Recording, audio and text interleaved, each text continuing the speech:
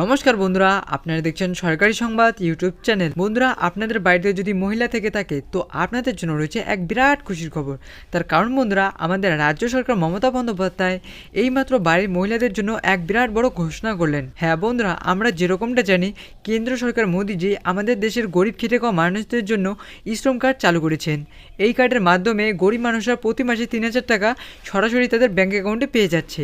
আর বন্ধুরা, আপনাদের মধ্যে যারা এখনও এই টাকাটি পাননি, আপনাদের চিন্তার কোনো কারণ নেই। আপনারা কিছুদিনের মধ্যে এই 3,000 টাকাটি সরাসরি আপনাদের ব্যাঙ্ক অ্যাকাউন্টে পেয়ে যাবেন। তো বন্ধুরা, এই শ্রম কার্ডের মতো মমতা সরকার বাড়ির মহিলাদেরকে স্বনির্ভর করানোর জন্য একটি প্রকল্প চালু করেছেন।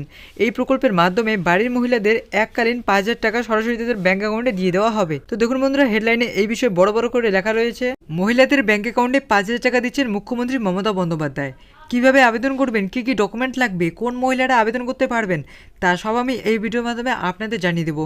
তার আগে বন্ধুরা, আপনারাও যদি চান আপনাদেরও বাড়ির মহিলাদের ব্যাঙ্ক অ্যাকাউন্টে এই 5,000 টাকা দেওয়া হোক, তাহলে কিন্তু অবশ্যই ভিডিওর নিচে থাকা লাইক বাটনটিতে ক্লিক করে পাশে থাকা সাবস্ক্রাইব বাটনটি ক্লিক করে বেল আইকনটি অল করে রাখবেন। তো দেখুন বন্ধুরা, এর সাথে এও বলা হয়েছে যে মহিলারা যাতে নিজেদের পায়ে দাঁড়াতে পারে সেই জন্য মুখ্যমন্ত্রী মমতা বন্দ্যোপাধ্যায় বিভিন্ন সামাজিক প্রকল্প ও স্বনির্ভরমুখী প্রকল্প নিয়ে এসেছেন, যা আমরা অস্বীকার করতে পারি না।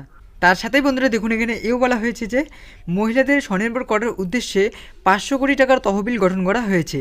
রাজ্য সরকারের এই তহবিল থেকে 10 লক্ষ স্বনির্ভর গোষ্ঠীকে 5,000 টাকা করে অনুদান দেওয়া হবে।